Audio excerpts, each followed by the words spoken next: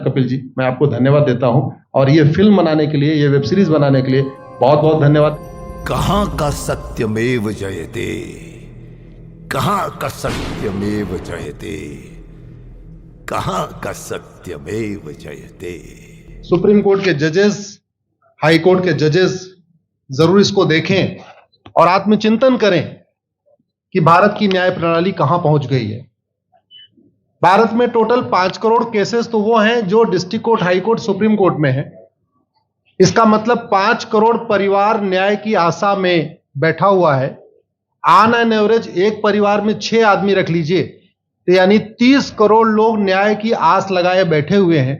30 करोड़ का मतलब एक अमेरिका, 30 करोड़ का मतलब 15 ऑस्ट्रेलिया, 30 करोड़ का मतलब 7 कनाडा, 30 करोड़ का मतलब 1.5 ब्राजील। इतने लोग भारत में न्याय की आस में बैठे हुए हैं। और ये 5 करोड़ केस तो वो हैं जो district court, high court, supreme court में है। इसके पैरेलल हमारे देश में एक और जुडिशियल सिस्टम है, उसको कहते हैं तहसीलदार, एसडीएम, एडीएम, डीएम, कमिश्नर, जहां पे चकबंदी के मुकदमे चलते हैं। वो इस 5 करोड़ में काउंटेड नहीं है। जो तहसीलदार के यहां मुकदमा होता है, एसडीएम के यहां मुकदमा होता है, एडीएम के यहां होता है, डीएम के यहां होता है, चकबंदी अधिकारी जिसको सीओ कहते हैं, डीडीसी कहते हैं, एसओसी कहते हैं, वो इसके पैरेलल में है और 5 करोड़ मुकदमे वहां पे भी चल रहे हैं। इसका मैं लाइव एग्जांपल देना चाहूंगा भारत की ब्लैक जस्टिस सिस्टम का।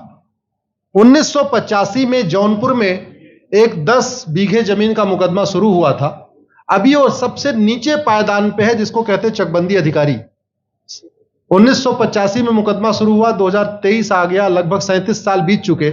37 साल में यह नहीं तय हो पाया कि असली विल कौन सी है। 2 लोगों ने क्लेम किया, वो कह रहे हैं मुझे विल मिली है, वो कह रहे हैं मुझे विल मिली है। 37 साल में यह नहीं डिसाइड हो पाया असली विल किसकी है। अगर मान लीजिए आज डिसाइड हो जाए तो सीओ के बाद एसओसी, एसओसी के बाद डीडीसी, डीडीसी के बाद हाई कोर्ट, हाई कोर्ट के बाद सुप्रीम कोर्ट, यानी अभी 35 साल और लगेगा, 70 साल लगेगा। सेकंड जनरेशन मुकदमा लड़ रही है, ऑलरेडी सेकंड जनरेशन मुकदमा लड़ रही है और इसी स्पीड से काम हुआ तो मुझे लगता है थर्ड जनरेशन आके मुकदमा तब जाके सुप्रीम कोर्ट पहुंचेगा। दूसरा एग्जांपल, एक ग्लेरिंग एग्जांपल आपको देता हूं। 1971 के वॉर में पाकिस्तान में बम फेंकने वाले, पाकिस्तान के फौजियों के बहुत सारे बैंकर तोड़ने वाले एक कर्नल कबोत्रा है, पंचकुला में रहते हैं। दुश्मनों को उन्होंने दांत तोड़ दिए। आज 2000 से उनके मकान पे किसी ने कब्जा किया हुआ है। 2023 आ चुका है, 23 साल में वो अपने मकान को नहीं छुड़ा पाए। अभी मामला पंचकुला की डिस्ट्रिक्ट कोर्ट में है, उसके बाद चंडीगढ़ हाई कोर्ट जाएगा, फिर सुप्रीम कोर्ट जाएगा। तो 23 साल में वो सबसे नीचे पायदान पे है। वास्तविकता यह है, अंग्रेज चले गए, अंग्रेजी कानून यहीं छोड़ गए, अंग्रेजी व्यवस्था यहीं छोड़ गए। यह व्यवस्था भारत में न्याय देने के लिए नहीं बनी थी। ये जो न्यायिक जुडिशियल सिस्टम था भारत में जो बनाया गया, वो केवल और केवल भारत को लूटने बांटने के लिए बनाया गया था। क्योंकि कानून वही चल रहा है, जुडिशियल सिस्टम वही चल रहा है, इवन हमारा ड्रेस भी वही चल रहा है। अंग्रेज काले कपड़े पहनते थे, हम भी काले कपड़े पहनते हैं। अंग्रेज जून के महीने में उनको गर्मी लगती थी तो 1 महीने छुट्टी करके इंग्लैंड चले जाते थे। आज भी हमारा हाई कोर्ट, सुप्रीम कोर्ट पूरे मई जून बंद रहता है। अंग्रेजों को क्रिसमस के टाइम में दिसंबर में छुट्टी मनाना जाना होता था, 1 महीने छुट्टी कर चले जाते थे। आज भी हमारी हाई कोर्ट, सुप्रीम कोर्ट दिसंबर में, क्रिसमस के टाइम में 15 दिन 20 दिन बंद हो जाती है। तो सोच वही है, किताबें वही है, व्यवस्था वही है, कानून वही है, तो स्वाभाविक सी बात है जस्टिस होगा कहां से? जस्टिस कैसे होगा? हम 2023 में 1860 का इंडियन पिनल कोड लेके घूम रहे, 1861 का पुलिस एक्ट लेके घूम रहे, गवाहों के बयान 1872 के कानून से हो रहे। हमने सब कुछ वर्ल्ड क्लास कर लिया, लेकिन अपने जस्टिस सिस्टम को कंपेयर करने की कोशिश ही नहीं किया। जितने में एक एयरपोर्ट बनता है, एक एयरपोर्ट बनाने में 25,000 करोड़ की लागत आती है। अगर हमारी सरकारों ने एक एयरपोर्ट की कीमत जुडिशियल सिस्टम पे खर्च कर दिया होता तो हमारी न्यायिक व्यवस्था अच्छी हो गई होती। आज घटिया, चूंकि अकाउंटेबिलिटी नहीं है, जुडिशियल सिस्टम में कोई अकाउंटेबिलिटी नहीं है। किसी के साथ न्याय हो जाए, अन्याय हो जाए, कोई फर्क नहीं पड़ता। निर्दोष को जेल हो जाए, जज की कोई अकाउंटेबिलिटी नहीं। दोषी को बेल हो जाए, जज की कोई अकाउंटेबिलिटी नहीं। लाख लोग जेल में सड़ रहे हैं, लाखों धोखेबाज भ्रष्टाचारी बाहर घूम रहे हैं, मूल कारण है ब्लैक जस्टिस सिस्टम। आपने बहुत अच्छा आपने इस पे वेब सीरीज बनाया है, और इस देश में world class airport, world class highway, world class shopping mall, सब कुछ वर्ल्ड क्लास बना लिया। इनफैक्ट अपना मोबाइल का डेटा सुरक्षित रखने के लिए हमारे सांसद, विधायक, जज आईफोन भी यूज करते हैं। अमेरिका का आईफोन यूज करते हैं हमारा डेटा सुरक्षित हो जाए, लेकिन भारत सुरक्षित हो जाए उसके लिए यह नहीं देखते कि जापान में कौन सा कानून है, अमेरिका में कौन सा कानून है, सिंगापुर में क्या अच्छा चल रहा है। कनाडा में रेंट का मामला एक डेट में खत्म होता है। सिंगापुर में अभी कुछ दिन पहले एक व्यक्ति के पास 900 ग्राम गांजा पाया गया, उसको फांसी हुई है। दोबारा वहां ड्रग स्मगलिंग होगी क्या? तो भारत में चाहे वो ड्रग स्मगलिंग है, माफिया राज है, ह्यूमन ट्रैफिकिंग है, इन सब के लिए हमारा जस्टिस सिस्टम जिम्मेदार है। कोई भी अपराध होता है उसमें दो पक्ष होता है, एक पीड़ित, एक अपराध करने वाला। जो पीड़ित होता है वो चाहता है जल्दी उसको न्याय मिल जाए, अपराध करने वाला चाहता है मुकदमा लंबा चले। भारत का न्यायिक सिस्टम अपराध करने वाले के साथ खड़ा है। बलात्कारी चाहता है उसका मुकदमा 30 साल चले, और मुकदमा 30 साल चलता है।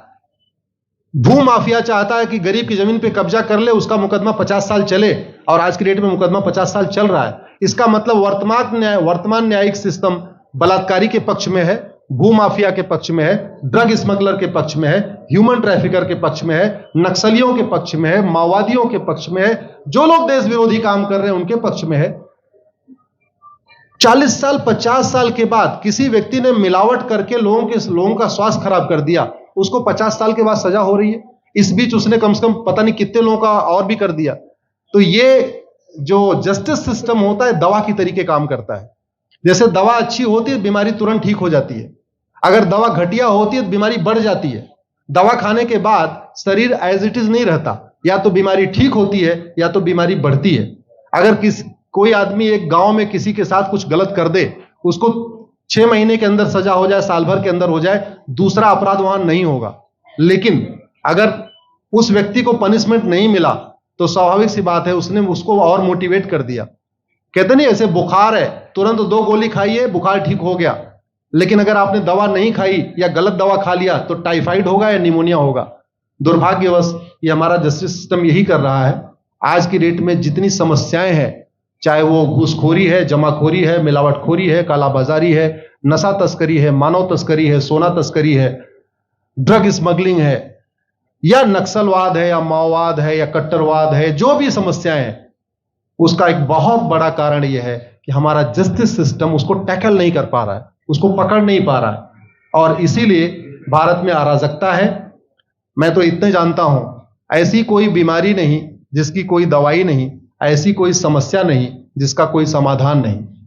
हम हर चीज के लिए बाहर से चीजें खरीदते हैं, तो हम ये क्यों नहीं देख रहे हैं कि आखिर चाइना का जस्टिस सिस्टम कैसा है, सिंगापुर का कैसा है, कनाडा का कैसा है, फ्रांस का कैसा है, और अमेरिका का कैसा है।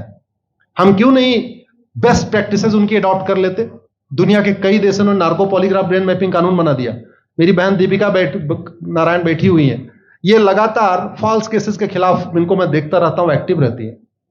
एक कानून बन जाए नार्को पॉलीग्राफ ब्रेन मैपिंग, और कंप्लेन पे अंडरटेकिंग ले लिया जाए कि जो कुछ मैं शिकायत कर रहा हूं इसके लिए मैं अपना नार्को पॉलीग्राफ ब्रेन मैपिंग कराने के लिए तैयार हूं, हजारों की संख्या में फेक केसेस खुद ही खत्म हो जाएंगे। आज की डेट में लोग जुडिशरी की लापरवाही के साथ साथ फर्जी केस से परेशान है, फर्जी गवाही से परेशान है, फर्जी एफआईआर से परेशान है, हजारों परिवार परेशान है। कई बार देखा गया कि जो फैमिली के केसेस होते हैं उसमें कितने सारे फेक केसेस भी आ रहे हैं। तो जो वास्तव में दोषी हैं उनको पनिशमेंट नहीं मिल पा रहा है, जो निर्दोष हैं उनके खिलाफ फर्जी केसेस हो रहे हैं। आज की डेट में गांव में एक दबंग अगर जमीन कब्जा कर लेता है, किसी की हिम्मत नहीं पड़ती उसके खिलाफ कोई गवाही दे दे। लोगों को अपनी जमीन छुड़ाने में 30-30 साल लड़ना पड़ रहा है, 35 साल लड़ना पड़ रहा है। अगर 30 साल 35 साल के बाद कक्कड़ जी उसको अपनी जमीन मिल भी गई तो उसके साथ न्याय कहां हुआ?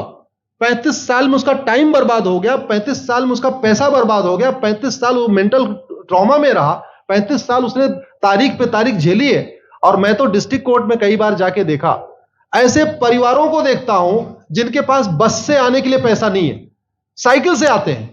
ऐसे परिवारों को देखता हूं जो चाय नहीं पी सकते अपने पैसे से, बेचारे घर से रोटी बांध के और अचार लेके आते हैं, लेकिन वहां मजबूरी में वकील को पैसा देते हैं। तो हमारी कोर्ट कचहरी वास्तव में दलाली का अड्डा बन गया है। हमारी कोर्ट कचहरी भ्रष्टाचार का अड्डा बन गया है। और मैं दुख के साथ कहना चाहूंगा, अदालतों में न्याय हो नहीं रहा है, बल्कि न्याय बिक रहा है। जिनके पास पैसा है, वो उन्होंने कितना बड़ा क्राइम किया हो, मर्डर किया हो, रेप किया हो, उनको जमानत हो रही है। और जिनके पास नहीं है, वो बेचारे जेल में सड़ रहे हैं। कई बार तो देखा गया, मैंने मेरे मर्डर किया एक्स अनंत सिंह ने, लेकिन एक्स अनंत सिंह बाहुबली थे, उन्होंने थानेदार को 20 लाख रुपए दिया, वो वाई अनंत सिंह को लेकर जेल में डाल दिया। नाम वही है। अब उसके बाद क्या हुआ, 20 साल मुकदमा चला और फिर सबूत के अभाव में छूट गया। तो जिसने मर्डर किया वो तो कभी जेल गया ही नहीं। एक निर्दोष जेल गया, 10-20 साल के बाद उसने अपना जमीन बेचा, सब कुछ किया, मां बाप सब कुछ तबाह हो गए, फिर वो सबूत के अभाव में छूट रहा है। तो सबूत के अभाव में अगर 20 साल के बाद छूट भी गया हो, उसका 20 साल कौन लौटाएगा? उसके 20 साल के लिए कौन जिम्मेदार है? उसके 20 साल जो बर्बाद हुआ, उसके लिए संविधान की शपथ लेने वाले जिम्मेदार हैं। संविधान के प्रियम्बल में लिखा है, हम आपको जस्टिस देंगे, हम आपको न्याय देंगे। न्याय देने की जिम्मेदारी किसकी? जिन्होंने शपथ लिया। शपथ कौन लेते हैं? जजेस लेते हैं, सांसद, विधायक, मंत्री लेते हैं। तो आज की डेट में अगर लोगों को न्याय नहीं मिल रहा है, तो इसके लिए वही जिम्मेदार हैं जो संविधान की शपथ लेते हैं। संविधान की शपथ लेने वालों को वेतन, भत्ता, गाड़ी, बंगला इसीलिए मिलता है कि लोगों को न्याय मिल सके, फास्ट जस्टिस मिले, कंप्लीट जस्टिस मिले। अनफॉर्चुनेटली कंप्लीट जस्टिस मिलने में तो 50-60 साल लग जाता है, फास्ट जस्टिस तो सपना हो गया है। इसलिए आज आपने जो ये वेब सीरीज बनाई है, मैं आपको धन्यवाद देता हूं। एक ऐसे विषय पे जिस पे कोई टच नहीं करता, लेकिन जिससे करोड़ों लोग पीड़ित हैं। मैंने कहा ना, 5 करोड़ लोग सीधे district court, high court, supreme court के केसेस से पीड़ित हैं, और 5 करोड़ मुकदमे एसओसी, डीडीसी, तहसीलदार के यहां चल रहा है। तो अगर 5 करोड़ से 30 करोड़ लोग इधर पीड़ित हैं, तो उधर भी पीड़ित है। वास्तव में बहुत बड़ी संख्या भारत में इसी से पीड़ित है। और अपराध, भ्रष्टाचार और जितनी भी अराजकता चल रही है, उसका मूल कारण भी यही है। जस्टिस सिस्टम अच्छा हो जाए, कानून सख्त हो जाए, कानून का खौफ पैदा हो जाए, न्यायपालिका का खौफ पैदा हो जाए, और ये थाने जो दलाली के अड्डे बन गए हैं, तहसील जो दलाली का अड्डा बन गया है, डिस्ट्रिक्ट कोर्ट जो कमीशन खोरी का अड्डा बन गया है, अगर इस पे कंट्रोल हो जाए तो वास्तव में भारत में फिर से राम राज्य आ सकता है। अगर जुडिशियल सिस्टम अच्छा हो जाए, तो जो राम राज्य की कल्पना है, धर्म की जय हो, अधर्म का नाश हो, प्राणियों में सद्भावना हो, विश्व का कल्याण हो, मुझे लगता है उसको फिर से जीवित किया सकता है। आपने मुझे बुलाया कपिल जी, मैं आपको धन्यवाद देता हूं। और ये फिल्म बनाने के लिए, ये वेब सीरीज बनाने के लिए बहुत बहुत धन्यवाद देता रहता हूं। दीपिका जी लड़ती रहती हैं, इनको देखता रहता हूं। बहन नेहा जी आई हैं, ये अपने गानों से मुझे लगता है बहुत अच्छा आप लिखती हैं। और इसी तरीके से कड़वा सच आप लिखते रहिए, कड़वा सच गाते रहिए। लोग आज की डेट में, यंग जनरेशन कड़वा सच सुनना चाहती है। मीठे झूठ ने इस देश में शुगर, डायबिटीज पैदा कर दिया। भारत केवल लोग डायबिटीज से नहीं पीड़ित हैं, बल्कि हमारी व्यवस्था को डायबिटीज हो चुका है। और उस डायबिटीज को दूर करने के लिए नेहा राठौर जैसी बहनें जो सही बात कह रही हैं, दीपिका जी सही बात कह रही हैं, आप लोग जो है बहुत अच्छा काम कर रहे हैं। और आपने, कक्कड़ साहब, आपने बनाया वेब सीरीज, आपको विशेष आभार, धन्यवाद देता हूं। यही निवेदन करता हूं, इस वेब सीरीज को ज्यादा से ज्यादा देखें। और खास तौर पे अगर आपके जानने वाले कोई जज हैं, कोई आईएएस हैं, कोई आईपीएस हैं, मंत्री, सांसद, विधायक हैं, उनको भी एक बार फोन करके, व्हाट्सएप करके एक बार कहिए कि वो भी इसको जरूर देखें। क्योंकि अल्टीमेटली न्यायिक व्यवस्था बदलने की जिम्मेदारी उन्हीं की है जिनको वेतन, भत्ता, गाड़ी, बंगला, free air ticket, free rail ticket और वीआईपी व्यवस्था मिलती है। ये व्यवस्था उन्हीं को बदलनी है। जय हिंद, धन्यवाद।